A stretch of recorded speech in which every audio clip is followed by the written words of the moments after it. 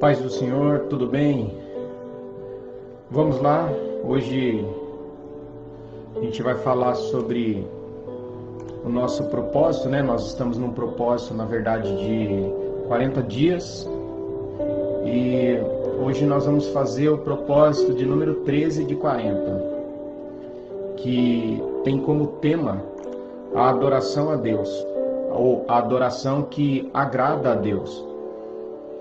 Então, nós estamos baseados no livro do pastor Rick Warren, que é Uma Vida com Propósitos, que são 40 dias de propósito. Hoje é o 13º dia. A adoração que agrada a Deus. No Evangelho de Jesus Cristo, segundo escreveu Marcos, no capítulo de número 12, o versículo de número 30, diz assim: Ame o Senhor, o seu Deus, de todo o seu coração, de toda a sua alma, de todo o seu entendimento e de todas as suas forças. Deus te quer e Deus me quer por inteiro. Ele pode ou Ele pede todo o seu coração, toda a sua alma, toda a sua mente, toda a sua força. Deus não está interessado em um comprometimento tímido, em uma obediência parcial ou em sobras de seu tempo e dinheiro. Ele deseja a sua total devoção e não pequenos pedaços de sua vida. Então você que está chegando agora, que talvez não pegou os demais propósitos, os demais dias, hoje a gente está falando da verdadeira adoração a Deus. A Bíblia fala a respeito de uma mulher samaritana, e certa vez essa mulher tentou ponderar com Jesus sobre o melhor momento, sobre o melhor lugar, sobre a melhor forma de se adorar a Deus. Jesus olha para aquela mulher e diz o seguinte para ela, a respeito de questões externas, de importância de lugares, né? E Jesus chama a atenção dela e de forma assim bastante incisiva, mostra para ela que não é o lugar, não é o ambiente externo. Jesus mostra para ela que onde você adora não é tão importante quanto porque você adora e o quanto de si mesmo você oferece a Deus quando você o está adorando. Existe a forma certa e a forma errada de adorar. A Bíblia diz: sejamos agradecidos e adoremos a Deus de um modo que o agrade. O tipo de adoração que agrada a Deus, segundo esse livro, tem basicamente 4 características. Deus se agrada quando nossa adoração é precisa. As pessoas frequentemente dizem: eu gosto de pensar em Deus como... E então contam sobre que tipo de Deus gostariam de adorar. Mas nós não podemos apenas criar nossa própria imagem de Deus, confortável e politicamente correto, e adorá-la. Se a gente fizer dessa forma, isso é chamado na Bíblia de idolatria. Então, quando eu crio uma forma ou um Deus, quando eu encontro um Deus para adorar e acho que esse Deus é o que deve ser adorado e a forma como eu penso que ele deve ser adorado, na verdade eu estou criando aqui uma idolatria. Não é um Deus verdadeiro. A adoração deve ser baseada na verdade das Escrituras e não em nossas opiniões a respeito de Deus. Jesus disse à mulher samaritana: os verdadeiros adoradores adorarão o Pai em espírito e em verdade. São estes os adoradores que o Pai procura. Adorar em verdade significa adorar a Deus tal como Ele é verdadeiramente revelado na Bíblia. Deus se agrada quando a nossa adoração é autêntica.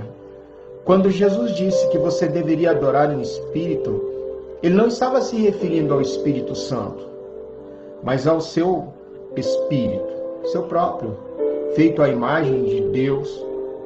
Você é um espírito que habita em um corpo, e Deus concebeu esse espírito para que se comunicasse com Ele. Adoração é seu espírito correspondendo ao Espírito de Deus. Isso é adoração. Quando Jesus disse, ame o Senhor, o seu Deus, de todo o seu coração, de toda a sua alma, ele queria dizer que a adoração deveria ser genuína e sincera. Não é apenas uma questão de utilizar as palavras corretas. Você deve querer dizer o que diz. O louvor sem sentimentos não é um absoluto louvor, não vale nada. É um insulto a Deus, segundo a sua própria palavra. Quando adoramos, Deus olha para além de nossas palavras, para ver a postura de nossos corações, porque Ele vê aquilo que está dentro de nós. A Bíblia diz, o homem vê a aparência, mas o Senhor vê o coração. Visto que a adoração envolve o nosso regozijar-se em Deus, ela mobiliza as nossas emoções. Sim, Deus deu a mim, deu a você emoções que não são simplesmente para serem jogadas fora.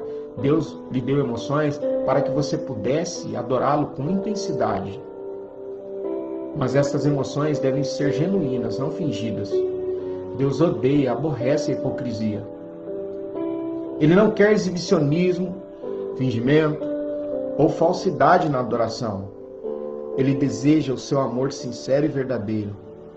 Podemos adorar a Deus de modo imperfeito, mas não podemos adorá-lo sem sinceridade. Logicamente, só a sinceridade não é suficiente. Claro que não. De forma alguma. Você pode estar sinceramente errado. É por isso que tanto o Espírito como a verdade são necessários. A adoração deve ser precisa e autêntica. A adoração agradável a Deus é profundamente emocional e profundamente doutrinária. Usamos tanto o coração quanto a cabeça. É fé e razão na adoração. Hoje em dia, muitas pessoas comparam estar comovido com uma música e a ter sido tocado pelo Espírito Santo. Mas não é a mesma coisa. A verdadeira adoração acontece quando seu espírito responde a Deus e não a alguma melodia musical. Na verdade, algumas canções introspectivas e sentimentais impedem a adoração. Essa que é a verdade. Pois retiram a evidência de Deus e transferem para nossos sentimentos. Sua maior distração na adoração é você mesmo, sabia? Seus interesses e preocupações com o que os outros pensam ao seu respeito. Os cristãos discordam a miúde sobre a forma mais apropriada ou genuína de louvar a Deus. Mas essas discussões normalmente refletem apenas as diferenças de formação e personalidade. Muitas formas de louvor são mencionadas na palavra de Deus. Entre elas, confessar, cantar, postar-se em honra a Deus, ajoelhar, dançar, lembra de Davi? Fazer ruídos de alegria, testificar, tocar instrumentos musicais, conforme os salmos dizem, ruídos de alegria, como erguer as mãos, bater palmas. O melhor estilo de adoração é aquele que mais genuinamente representa o seu amor por Deus, baseado na formação e na personalidade que o Senhor te deu. O pastor Rick Warren diz certa vez que um amigo dele, chamado Gary Thomas, reparou que muitos cristãos parecem estar emperrados em uma via de adoração e uma rotina insatisfatória em vez de terem uma empolgada amizade com Deus. Eles se obrigam a utilizar de métodos devocionais ou estilos de adoração que não se adaptam à forma exclusiva que Deus lhe deu. Há todo um enfoque em como se deve adorar, em que tipo de instrumento nós devemos utilizar, e se devemos ou não levantar as mãos, bater ou não as palmas, quando Deus está olhando exatamente dentro do seu coração. Uma criança adora a Deus na sua ingenuidade, na sua simplicidade. Um pássaro adora a Deus cantando e fazendo aquilo para o que ele foi criado para se fazer. Gary ainda refletiu consigo mesmo. Se Deus propositadamente nos fez a todos diferentes, por que deveríamos todos amar a Deus da mesma forma? Lendo obras cristãs clássicas e entrevistando crentes maduros, Gary descobriu que os cristãos têm utilizado caminhos variados há 2000 anos para desfrutar de intimidade com Deus.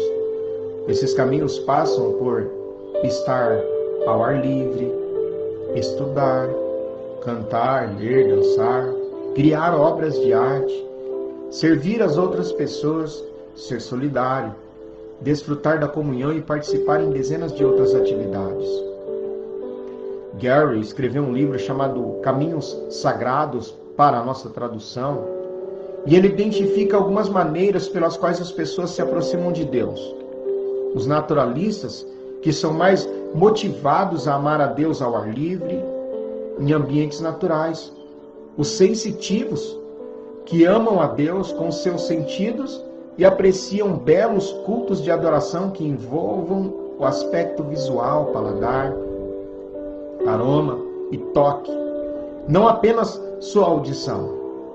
Os tradicionalistas também podem adorar a Deus e o fazem quando se aproximam de Deus por meio de rituais, liturgias, símbolos e estruturas rígidas. Os ascetas, que preferem amar a Deus pelo confronto com o mal, combatendo a injustiça e trabalhando para tornar o mundo um lugar melhor. Os caridosos, que amam a Deus ou demonstram amor a Deus, amando os outros e suprindo suas necessidades. Os entusiastas, que amam a Deus com festas. Os contemplativos, que amam a Deus por meio da adoração. Os intelectuais, que amam a Deus ao estudá-lo com a mente. Não há uma abordagem, tamanho único para adorar e desenvolver a amizade com Deus. Uma coisa é certa: você não glorifica a Deus tentando ser alguém que Ele nunca quis que você fosse. Deus quer que você seja você mesmo. Este é o tipo de pessoa que o Pai está buscando. Os que são simples e honestos consigo mesmos perante Ele e sua adoração. Deus se agrada quando a nossa adoração é atenta. A ordem de Jesus, amem a Deus de toda a sua mente, é repetida 4 vezes no Novo Testamento. Deus não se agrada do cântico descuidado, preces mecânicas com frases feitas, ou exclamações desatentas de louvado seja o Senhor. Porque não podemos pensar em nada melhor para dizer no momento. Eu não tenho nada o que falar, então eu falo louvado seja o Senhor. Eu não tenho nada o que falar, então eu digo glória a Deus para que alguém ouça que eu estou adorando a Deus. Se a adoração for mecânica, não significa nada. Você deve envolver a sua mente. Jesus chamou as orações desatentas das pessoas da sua época como vãs repetições. Glória a Deus, louvado seja Deus, amém, amém. Até mesmo termos bíblicos podem se tornar expressões banalizadas pelo uso exagerado. E então deixamos de pensar no significado. É tão mais fácil utilizar chavões ao adorar, em vez de fazer um esforço para honrar a Deus com palavras originais. É por isso que eu o encorajo a ler diferentes traduções e paráfrases da Bíblia. Isso ampliará suas expressões de adoração. Tente louvar a Deus sem utilizar as palavras louvor, aleluia, obrigado, amém, em vez de dizer, eu só quero louvá-lo. Faça uma lista de sinônimos e use palavras novas como admirar, eu admiro a Deus. Eu respeito a Deus. Senhor, eu te respeito. Senhor, eu valorizo o Senhor. Ou eu honro o Senhor, eu aprecio estar em tua presença. Seja específico. Se alguém o abordasse e repetisse 10 vezes, eu te louvo, eu te louvo, eu te louvo, por 10 vezes, você provavelmente pensaria, por que motivo? Você iria preferir ouvir 2 elogios específicos do que 20 generalidades imprecisas. Deus também. Outra ideia é fazer uma lista dos diferentes nomes de Deus e concentrar-se neles. Os nomes de Deus não são casuais. Eles nos contam sobre diferentes aspectos do seu caráter. No Antigo Testamento, Deus se revelou paulatinamente ou devagar a Israel, ao ir apresentando novos nomes para si mesmo. E Ele nos orienta a louvar o seu nome. Deus também quer que nossas reuniões com a congregação sejam cuidadosas. Paulo dedica a isso todo um capítulo em 1 Coríntios 14 e finaliza: mas tudo deve ser feito com decência e ordem. A esse respeito, Deus insiste em que nossos cultos sejam compreensíveis aos não crentes quando eles estiverem presentes em nossas reuniões de adoração. Paulo observou: se você estiver louvando a Deus em espírito, como poderá aquele que está entre os não instruídos dizer o amém à sua ação de graças, visto que não sabe o que está dizendo? Pode ser que você esteja dando graças muito bem, mas o outro não é edificado. Ser sensível ao tratar com não crentes que visitam o culto é uma ordem bíblica. Desprezar essa ordem é tanto desobediência quanto crueldade. Para uma explicação completa a esse respeito, basta que a gente leia o capítulo de número 13. A adoração pode ser um testemunho de amor. Deus se agrada quando a nossa adoração é prática. A Bíblia diz: se ofereçam em sacrifício vivo, santo e agradável a Deus, que é o vosso culto racional, em Romanos 12, 1 e 2. Porque Deus, Ele está interessado em tudo. Aí surge então uma pergunta: por que Deus quer o seu corpo? Por que razão Ele não diz: apresentai os vossos espíritos? Porque sem o corpo, você não pode fazer nada neste mundo, neste planeta, nada. Na eternidade você irá receber um novo corpo, melhorado e aprimorado, mas enquanto você está aqui na terra, Deus diz: dê-me o que você tem. Ele está apenas sendo prático a respeito da adoração. Dê-me teu corpo. Você já ouviu pessoas dizerem: não poderei estar na reunião desta noite, mas estarei com você em espírito? Você sabe o que isso significa? Nada. Isso é inútil. Enquanto você estiver na terra, seu espírito só pode estar onde seu corpo estiver. Se seu corpo não está lá, você também não está lá. Eu também não estou lá. Na adoração, devemos oferecer nossos corpos como sacrifício vivo. Agora, nós normalmente associamos o conceito de sacrifício com algo morto, mas Deus quer que você seja um sacrifício vivo. Ele quer que você viva por Ele. Entretanto, o problema com o sacrifício vivo é que ele pode escapulir do altar, o que muitas vezes acontece. Nós cantamos firmes, ó soldados, crentes em Jesus no domingo, e na segunda-feira batemos em retirada. Nos apresentamos no quartel, no domingo à noite, e falamos que vamos permanecer firmes nas fileiras do exército de Deus. Mas na segunda-feira, desligamos o nosso telefone e as nossas vidas para não sermos incomodados pelos demais.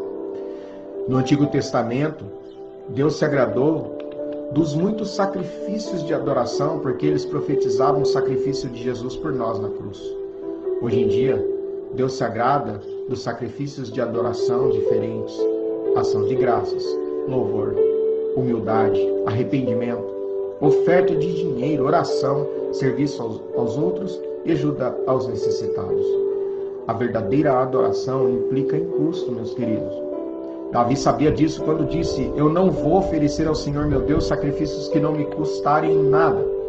Um dos custos que a adoração tem para nós é o egocentrismo. Você não pode louvar a Deus e a si mesmo ao mesmo tempo.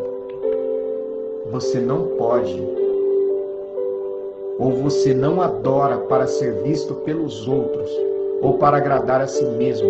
Você deliberadamente retira a atenção de si mesmo. Quando Jesus disse: amem a Deus com todas as suas forças, ele chamava a atenção para o fato de que adorar exige esforço e energia. Nem sempre é conveniente ou confortável, e algumas vezes a adoração é um mero ato de força de vontade, um sacrifício voluntário. A adoração passiva é um paradoxo. Quando você louva a Deus, mesmo sem vontade, quando sai de sua cama para adorá-lo, estando cansado, quando você ajuda os outros, estando esgotado, você está oferecendo um sacrifício de adoração a Deus. Isso agrada ao Senhor. Matt Redman, líder de adoração na Inglaterra, conta como o seu pastor ensinou à igreja o verdadeiro significado de adoração. Para mostrar que a adoração é mais que música, ele proibiu todos os cânticos por um período de tempo, até que eles aprendessem a adorar a Deus de outras maneiras.